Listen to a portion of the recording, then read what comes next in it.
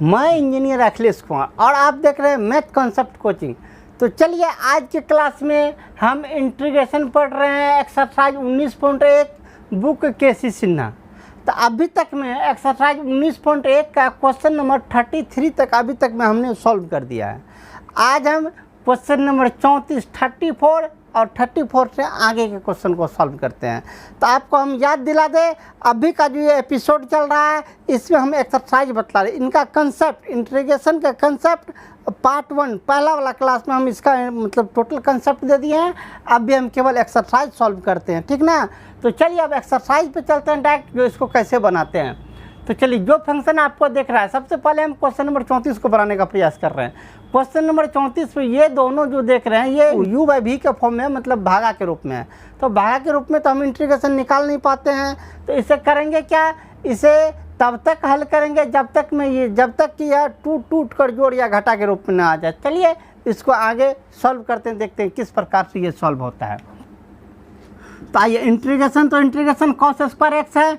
Cos square x से दोनों term में अलग अलग भागा लगा दीजिए, अलग अलग डिस्ट्रीब्यूट कर देते। कितना हो जाएगा आपका 1 by cos square x plus 2 sine x by cos square x. Cos square x है, कॉस स्क्वायर एक्स को हम 2 बार लिख सकते हैं, कॉस एक्स गुना कॉस एक्स। कोई आपत्ति तो नहीं होना चाहिए, नहीं होगा। अरे कॉस स्क्वायर एक्स है तो उसको 2 बार लिखते हैं, कॉस एक्स गुना कॉस एक्स, ठीक ना। तो कॉस स्क्वायर एक्स तो पहले 1 में डिवाइड कर दिया, इसमें जो लिख रहे हैं अलग अलग हम डिस्ट्रीब्यूट कर देते हैं। क्यों? ताकि आपको समझने में आसानी हो, बस आपके आसानी के लिए। चलिए इसको 2 बार लिख देते हैं, कितना cos x into cos x whole into d x, ठीक ना। चलिए अब आगे चलते हैं। इंटीग्रेशन 1 बाय कॉस क्या होता है, 1 बाय कॉस सेक स्क्वायर होता है, सेक स्क्वायर एक्स प्लस, जरा इसमें देखिएगा कितना है आपका 2 को तो आप लिख ही लीजिए सबसे पहले।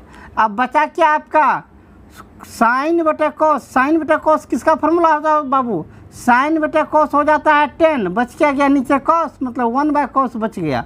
1 बाय कॉस किसका फॉर्मूला होता है, तो 1 बाय कॉस होता है सेक का। तो 1 बाय कॉस क्या हो गया, सेक एक्स इंटू साइन बटे कॉस। साइन बटे कॉस किसका होता है 10x का होल इंटू डी एक्स, ठीक ना।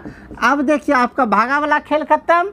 अब जो बचा इसका इंटीग्रेशन आप निकाल दीजिए। अब तो भागा में नहीं, अब जोड़ घटा के रूप में है। अब आइए sec square x. Sec square x का इंटीग्रेशन कैसे निकालते हैं। तो सेक स्क्वायर एक्स का इंटीग्रेशन होता क्या है, तो सेक स्क्वायर का होता है 10x, ठीक ना। तो इनके बदले में क्या दे देंगे हम 10x प्लस 2 तो कॉन्स्टेंट है, 2 तो बाहर, बिल्कुल बाहर। बचा क्या हो जाए सेक एक्स इंटू 10x। इसका इंटीग्रेशन क्या होता है, इसका इंटीग्रेशन होता है 10x। सी तो सब में डालते हैं, इसमें भी सी डाल दिए।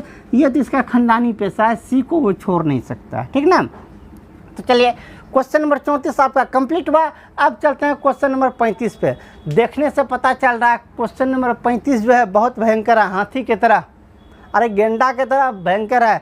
इनको सॉल्व करना है। क्यू है, मन में आता होगा, हो सकता है क्यू प्लस बी क्यू का फॉर्मूला लगा, मतलब तरह तरह का विचार आता होगा। तो आइए देखते हैं इसको बनाते कैसे हैं, इनको सॉल्व करते हैं। तो इसमें भी सेम प्रोसेस करेंगे। ये मेरा भागा वाला है, भागा के रूप में। भागा में तो इंटीग्रेशन हम कर नहीं सकते हैं, दोनों को अलग अलग हम डिस्ट्रीब्यूट कर देंगे, बाकी जो होगा देख लेंगे, ठीक ना। तो आइए इंटीग्रेशन करते हैं। इंटीग्रेशन पहला टर्म लीजिए कितना 5 cos क्यू एक्स बाय नीचे में sign square x into cos square x plus 7 तो 7 रहने दीजिए, है कितना इधर साइन क्यू एक्स है, इसमें भी दोनों से भागा दीजिए, किन से sign square x into cos square x, ठीक ना। टोटल का होल इंटू डी एक्स। जरा ध्यान दीजिए क्या सब काम किए हैं बाबू, कोई विशेष काम नहीं किए हैं, काम सिंपल है। जो आपका फंक्शन दिख रहा था पहला वाला में इससे भागा दे दिए, दूसरा वाला में फिर इससे, दोनों को अलग अलग भागा को अलग अलग डिस्ट्रीब्यूट कर दिए।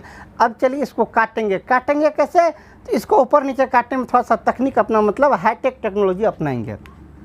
कैसे काटेंगे, इंटीग्रेशन का चिन्ह पहले दे ही दिए। क्या ध्यान दीजिए, यहाँ क्या वो कॉस है, पावर 3 मतलब 3 गो कॉस है, यहाँ 2 गो कॉस है। तो 3 गो 2 गो से कट गया, तो ऊपर में क्या कॉस बचेगा, 1 गो कॉस बचेगा। यहाँ 3 गो है, यहाँ 2 गो है, तो 2 गो इससे कट जाएगा, तो ऊपर में 1 गो कॉस बचेगा। तो कितना हो जाएगा मेरा 5 cos x बाय, ये तो उससे ख़त्म हो गया था, 3 मतलब 2 गो खा गया था, 1 गो बच गया, ये तो ख़त्म। नीचे क्या बच गया आपका साइन स्क्वायर। साइन स्क्वायर है तो साइन स्क्वायर को 2 बार लिख दीजिए, ये तो खत्म ना हो गया, साइन स्क्वायर उसको 2 बार लिखिए, तो क्या लिखिएगा sign x into sine x. क्यों लिखे? आपके सुविधा के लिए, ताकि अगला बार आपको अगला टर्म आपको समझ में आसानी से आ जाए। सेम प्रोसेस 7 का 7 देखिए, यहाँ 3 गो साइन है, यहाँ 2 गो साइन है, तो ऊपर में 3 गो साइन साइन साइन है, नीचे 2 गो साइन है, तो 2 गो खा जाएगा, ऊपर में 1 गो साइन बचा, तो ऊपर में बच गया क्या मेरा साइन एक्स, नीचे में दोनों तो कट ही गया, बचा क्या कॉस स्क्वायर। कॉस स्क्वायर को 2 बार लिख दीजिए, कैसे लिखिएगा cos x into cos x whole into d x. उम्मीद है कि कोई दिक्कत नहीं होना चाहिए। इस बार फिर आइए इंटीग्रेशन। अब करना क्या है बाबू, कॉस बटे साइन क्या होता है, कॉस बटे साइन होता है कॉट, ठीक ना, कॉस बटे साइन होता है कॉट। यहाँ 1/sin, 1/sin किसका फॉर्मूला होता है, तो 1/sin होता है कॉसेक का, किसका कॉसेक का। 5 पहले लिख लीजिए, 5 का 5, 1/sin किसका कॉसेक, कॉसेक एक्स। कॉस बटे साइन किनका, तो कॉट का, कॉट एक्स, प्लस 7 का 7 लिख लीजिए, 1/cos किसका फॉर्मूला, तो 1/cos होता है सेक का, और साइन बटे कॉस, साइन बटे कॉस किसका 10 का, और टोटल का होल इंटू डी एक्स, ठीक ना। फिर आगे चलते हैं, ये किसका होता है integration, cosec into cot, 5 constant term वो तो बाहर, कोसेक इंटू कॉट किसका होता है, तो माइनस कोसेक का होता है, माइनस शुरू में लगाइए कोसेक, ये माइनस कोसेक का होता है, ठीक ना। इसके बाद प्लस 7 का 7, सेक इंटू 10, सेक इंटू 10 किनका होता है सेक का, सेक एक्स। सी तो जो उसका खानदानी पैसा उसको छोड़ कहे देंगे, सी लग गया, ठीक ना, सी डाल दिए। आपका आंसर कंप्लीट। उम्मीद है कि 35 नंबर को आप आसानी से समझ गए होंगे। थोड़ा सा झेल यहाँ काटने में है और इसको फार्मूला पे मतलब सेटिंग करने में है, तो आप थोड़ा सा रिप्ले करके 1-2 बार अच्छा से देख लीजिएगा, समझ में आ जाएगा। चलिए आप चलते हैं क्वेश्चन नंबर 36 पर। 36 को रीड कीजिए। 36 में कुछ लंबा चौड़ा दिखाई दे रहा है, कितना लंबा हो, आपको लंबा से घबराना नहीं है कि बहुत लंबा है या बहुत छोटा, जो है आप देखिए और सॉल्व करना, मतलब देखने से पहले हारिए मत। है इजी, लंबा है लेकिन है इजी। तो देखिए कैसे भागा ला रूल है, तो भागा तो हमसे बनेगा नहीं, तो करेंगे क्या, इसको अलग अलग डिस्ट्रीब्यूट कर देंगे, और अलग अलग डिस्ट्रीब्यूट कर दीजिएगा तो आपका भेजा अपने आप काम कर जाएगा। जो अब करना क्या है, तो आइए चलते हैं अब करना क्या है, ठीक ना। तो साइंस अलग अलग डिस्ट्रीब्यूट कर दीजिए। इंटीग्रेशन कितना, e⁻x में sin x से डिवाइड कर दीजिए, e⁻x sin x by sin x, ठीक ना, प्लस cos x को cos x रहने दीजिए, कितना है इसमें भागा sin x से है, ठीक ना। इसके बाद कितना है sin x by sin x, ठीक ना। एक थोड़ा सा क्वेश्चन लिखने में हमें मिस हो गया है, क्वेश्चन लिखने में मिस ये हो गया है, यहाँ पर प्लस तो है ये है, यहाँ पर x भी है, मतलब एगो x भी है, ठीक ना। चलिए होल इंटू डी एक्स, ठीक ना। अब कीजिए क्या हो गया, इंटीग्रेशन e⁻x, ये दोनों तो समाप्त, ये दोनों समाप्त, e⁻x, यहाँ कितना cos x बटे sin x, क्या होता है cos x बटे sin x, सो cos नहीं cot x बटे sin x क्या होता है, तो cot x बटे sin x तो कोई फार्मूला है नहीं, तो cot को cot 1/sin को लेकिन लिख सकते हैं। 1/sin क्या होता है, cosec होता है, cosec x into cot x plus sine समाप्त, बचा क्या x whole into d x, ठीक ना। अब आगे लेके चलते हैं, e⁻x का इंटीग्रेशन e⁻x, यहाँ से यहाँ तक का integration cosec x into cot x का इंटीग्रेशन क्या होता है, minus cosec x plus x का इंटीग्रेशन x² 2, x का पावर 1 तो पावर 1 बढ़ा के उससे भागा x² 2, अब प्लस सी तो सब में डालते हैं तो डाल दिए, कंप्लीट। क्वेश्चन नंबर 36 कंप्लीट हुआ। क्वेश्चन नंबर 37 देखने में लंबा चौड़ा लग रहा है, ठीक है, लंबा चौड़ा है नहीं, बहुत ईजी है, शायद कॉमन सेंस आप भी लगा लिए होंगे, क्या ईजी है। सिर्फ देखने का अपना दृष्टिकोण बदलिए, देखने का सिर्फ दृष्टिकोण बदलिए और सब सवाल आपको आसान बुझाएगा, ठीक है ना। क्या दृष्टिकोण बदलना है, तो हम लोग तो ज़्यादा का इंटीग्रेशन निकालते नहीं है, साइन का कॉस का निकालते हैं integration, sec square cosec square का निकालते हैं, और जब भी निकालते हैं तो इस फॉर्म में होता है कोसेक इंटू कॉट या सेक इंटू 10। यहाँ भी आपका सेक इंटू 10 है, सेक इंटू 10 है, ये सेक इस पूरे को एक्स का दीजिए या थीटा कुछ सपोज कर लीजिए, मने मन कल्पना कर लीजिए, ठीक है। ये नहीं करें वहाँ मान लीजिए जी, नहीं कल्पना कर लीजिए, इसको कर दीजिए एक्स, कल्पना कीजिए ये टोटल एक्स है क्योंकि जो यहाँ है वो यहाँ भी है। तो सेक एक्स इंटू 10x, तो सेक एक्स इंटू 10x किसका इंटीग्रेशन होता है?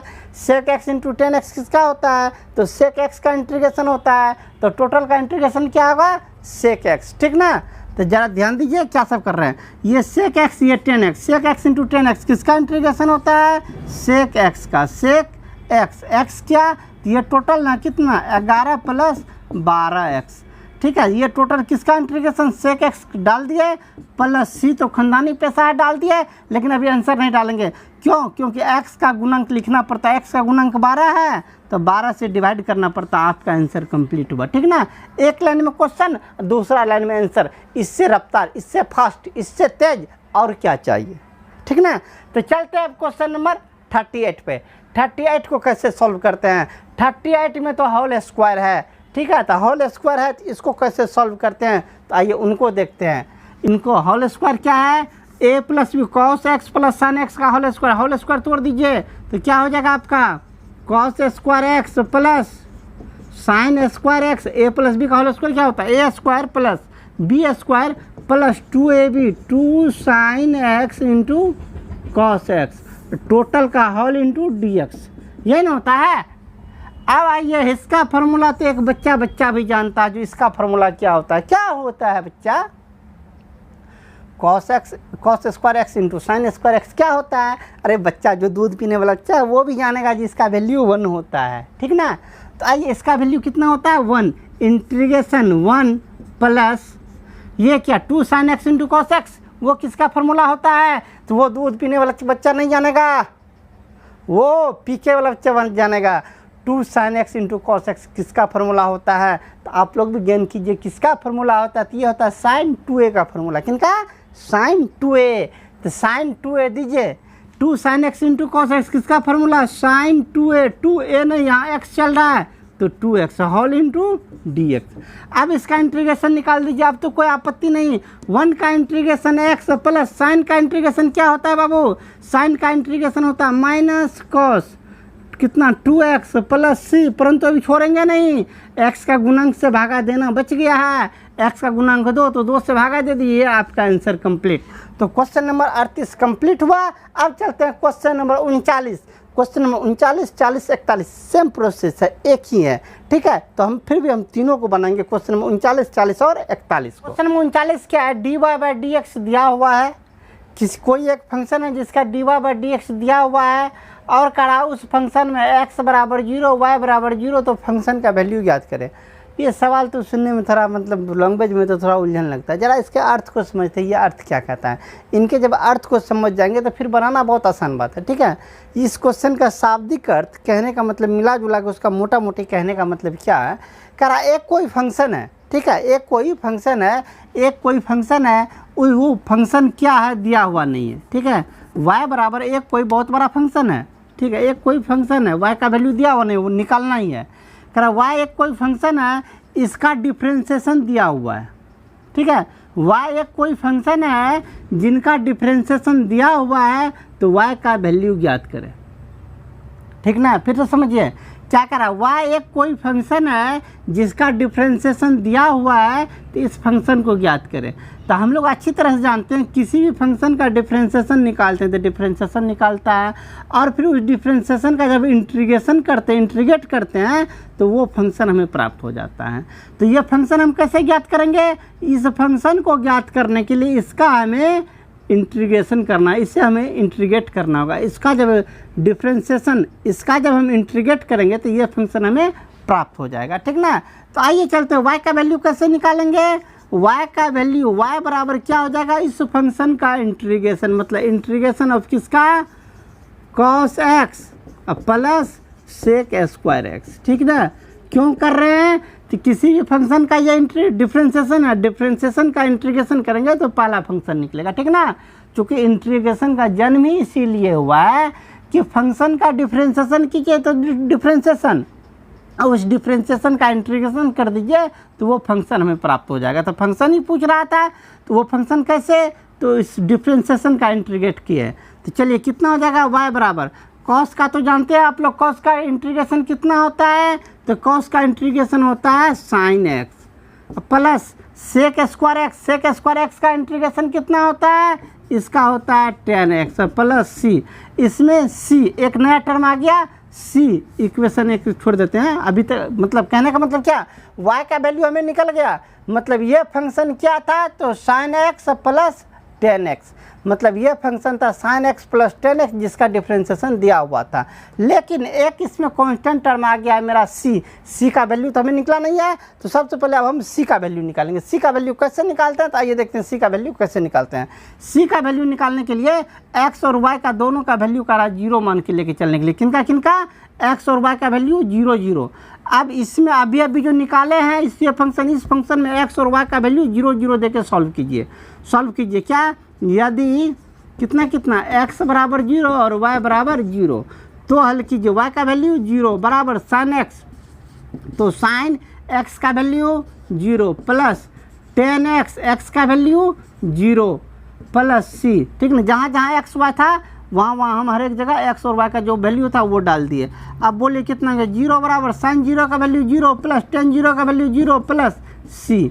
जोड़ लीजिए, सब 0 0 को जोड़ लीजिए, तो सी का वैल्यू कितना निकला, 0। सी का वैल्यू 0 निकला। अब सी का मान इक्वेशन 1 पर रख दीजिए। किसका, सी का मान किस पर, इक्वेशन 1 पर रखने पर, इक्वेशन 1 पर रखने पर 1 पर रख दीजिए सी का वैल्यू। तो बोलिए अब y का फाइनली मान ज्ञात होगा कितना, sine x plus ten X plus C. C का वैल्यू कितना, तो 0। तो 0 को नहीं हो लिखेंगे तो काम चलेगा। तो y बराबर कितना मेरा, sine x plus ten X plus 0 को छोड़ दीजिए, इतना ही आंसर। ठीक है, तो आपका वो फंक्शन मूल रूप से क्या हुआ, वो फंक्शन हुआ क्या, sine x plus ten x. जो फंक्शन क्या आता है हमें निकालने के लिए y का वैल्यू कितना, sine x plus ten X. C का वैल्यू 0 था इसीलिए सी खत्म हो गया, y बराबर sine x plus ten x. आइए, जो इसमें प्रोसेस के सेम ये सवाल भी सेम कहता है, सिर्फ कहने का उनका तरीका अलग है। ठीक है, उनका पूछने का तरीका अलग है, लेकिन मीनिंग वही है। ठीक ना, तो आइए इसमें भी सेम काम करते हैं। इसमें भी एक फंक्शन इसका डिफ्रेंशिएशन दे दिया, करा जो फंक्शन हमें निकालना है, एक फंक्शन उस फंक्शन का नाम दे दिया है, क्वेश्चन पढ़ लीजिए अच्छा से। उस फंक्शन का नाम दे दिया है f, जिसमें इसमें बोला था y, इसमें करा एक फंक्शन f है, इसका डिफ्रेंशिएशन दे दिया गया है, तो वो फंक्शन f ज्ञात करे। ठीक है, मतलब f(x) का प्रति अवकलज को f मान लिया है, कहता f ज्ञात करे। ठीक है, तो जैसे इसमें हमें y ज्ञात करना था एक नया फंक्शन, इसमें उस फंक्शन को f सपोज कर लिया है। तो आइए इसका f कैसे ज्ञात करेंगे।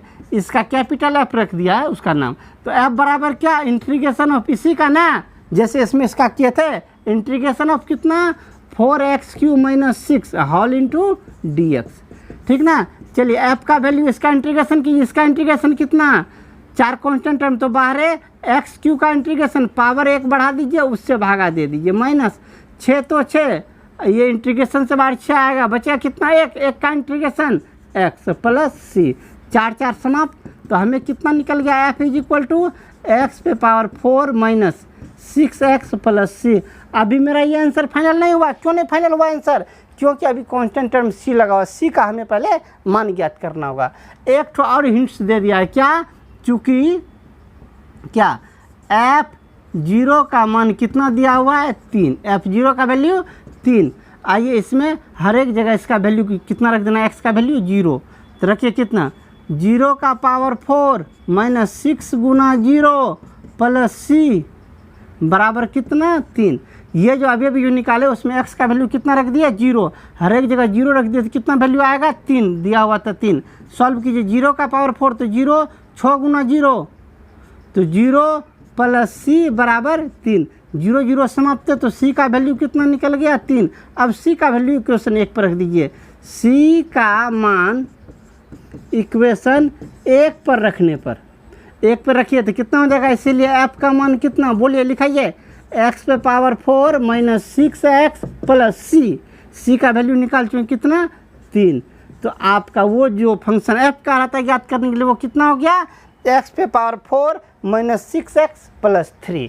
उम्मीद है क्वेश्चन नंबर 39 और 40 अच्छी तरह से समझ गए होंगे। सेम डिजाइन का, सेम कैटेगरी का, सेम वैरायटी का सवाल है क्वेश्चन नंबर 41। तो आइए चलते हैं क्वेश्चन नंबर 41 पर। इनको ज़रा देखिए, एक फंक्शन दिया हुआ है, ठीक है, कह रहा है जो एक फंक्शन, जैसे इससे पहले वाला सवाल था, एक फंक्शन हमें एफ एक्स ज्ञात करना है, ठीक है, एक फंक्शन हमें एफ एक्स ज्ञात करना है।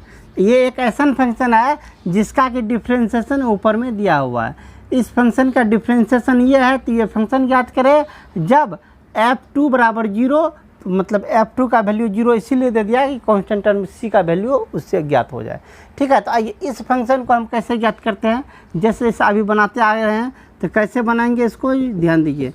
F x is equal to integration इसका किसका 4x³ माइनस 3/x पे पावर 4 होल इंटू dx, ठीक ना।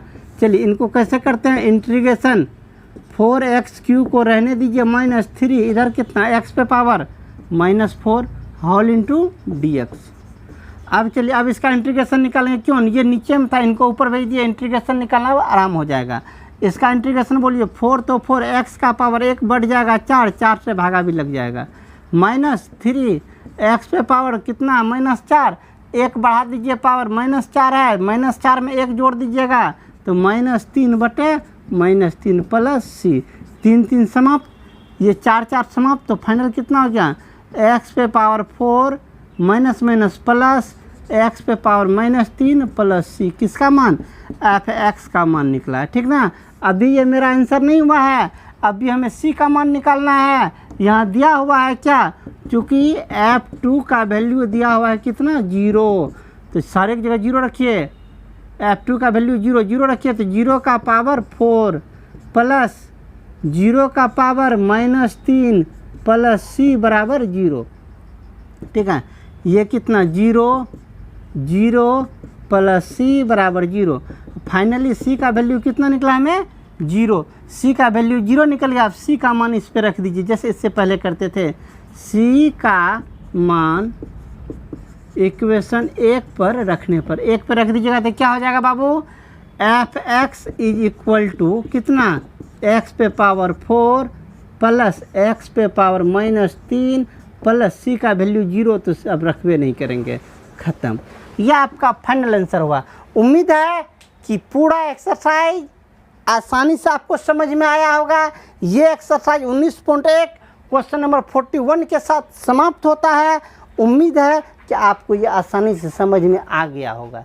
यदि आपको आसानी से समझ में आ जाए तो कंसेप्ट में मतलब इसका कमेंट में आप कमेंट करके भेज दें जो हमें अच्छा लगा पढ़ने में, ताकि मेरा भी मनोबल बढ़े। जो हम जो कुछ इतना परिश्रम कर रहे हैं वो आपके हित में है, इससे हमारा मनोबल ऊपर उठेगा और फिर हम इस पे लगातार काम करते रहेंगे, ठीक ना।